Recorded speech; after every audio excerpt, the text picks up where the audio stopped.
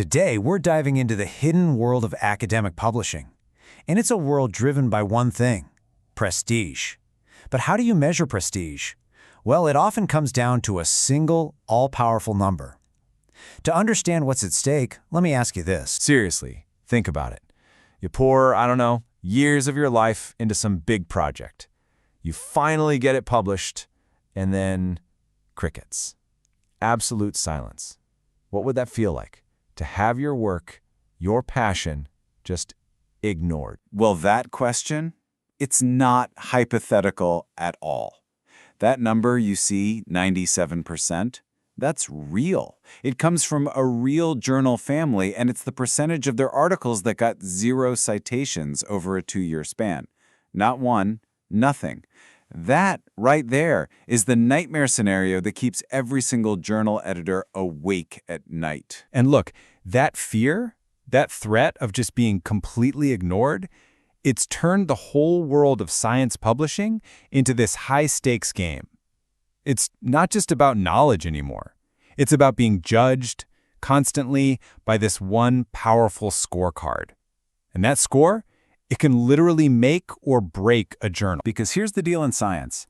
A discovery is only as good as the number of people who see it, read it, and, this is the key, build on it. When they cite it in their own work. That citation, that's the currency. It's the lifeblood.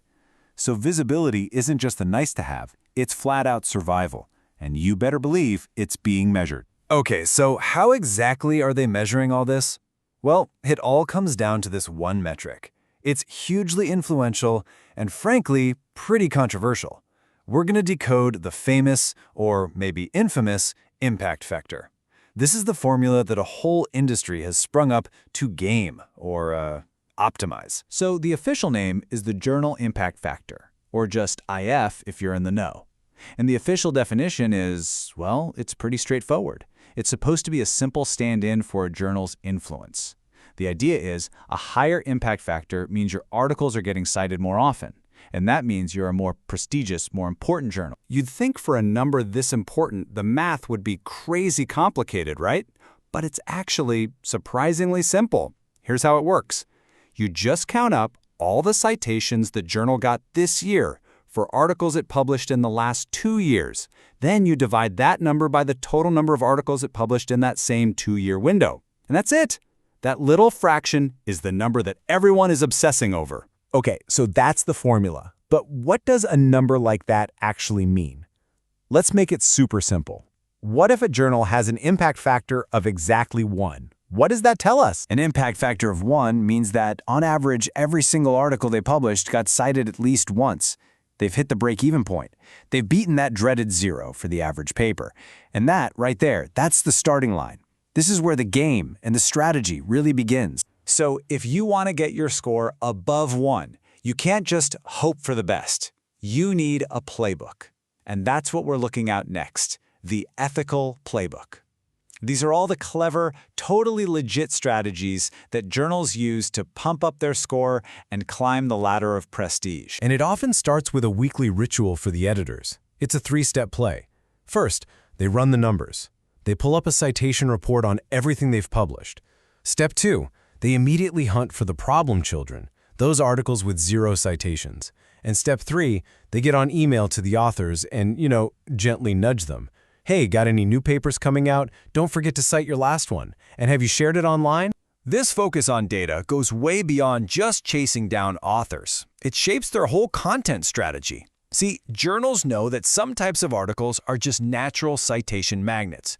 Big, sweeping review articles? Gold. Meta-analysis on a super hot topic? Double gold. A really specific niche case report? Not so much. So what do? They commission more of the stuff that gets cited and publish less of the stuff that doesn't. Simple. And it's not just about the what. It's also about the who. The strategy is all about people.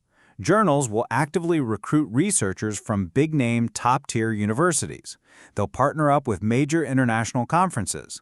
They'll even offer discounts on publishing fees if you just so happen to cite another paper from their own journal.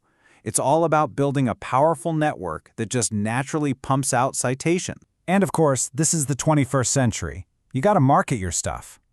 Journals are now deep into SEO, but for academic search engines like Google Scholar and PubMed. They're all over social media, LinkedIn, Twitter, you name it, pushing out new articles. And they push their authors to become influencers for their own work, even using special badges and tools to show off how much buzz an article is getting online. Okay, so all of that is the ethical playbook, smart, savvy stuff. But there's a line. And when the pressure gets to be too much, when that number is all that matters, some journals step right over that line. This is where we get into the shady stuff, the dark arts of citation, where promotion turns into manipulation. And that line can be incredibly fine. Look at this. On one side, you have an ethical suggestion. An editor says, hey, you might want to check out these few articles, they seem really relevant. Totally fine, even helpful. But on the other side, you have coercion. That's when the message is, you need to add these specific citations from our journal to your paper or it's not getting published. See the difference? One is helping, the other is holding your work hostage. So who's policing this? Well, the company that calculates the impact factor, a group called Clarivate, acts as the watchdog. And they're looking for specific red flags, specific ways of cheating. One is extreme self-citation, basically when a journal is its own #1 fan, citing itself way too much. The other big one is something called citation stacking. This is wild. It's like a secret club where a bunch of journals agree to all cite each other to boost all their scores at once. And oh yeah, there are consequences. Take a look at IEEE Access. This is a big, well-known journal. In 2021, the watchdogs found that more than half of all its citations were self-citations. They were just citing their own stuff over and over. The punishment? They got suspended. No impact factor for you. That is a massive public slap on the wrist, a huge hit to their reputation. And getting caught for citation stacking? That can be even worse. The International Journal of Electrochemical Science found that out the hard way. The data just screamed foul play. A totally unnatural pattern of citations with a few other journals. The penalty wasn't just a suspension. They got delisted, removed from the official rankings completely. Poof. They basically became invisible in the game they were trying so hard to win. So when you step back, you see how this one number has created this whole ecosystem around it. It's got its rules, its clever playbooks, and its dark temptations. And it leaves us with a really big, fundamental question. You know, it's that classic problem from physics. When does the act of measuring something stop just observing it and start changing the very thing you're trying to measure?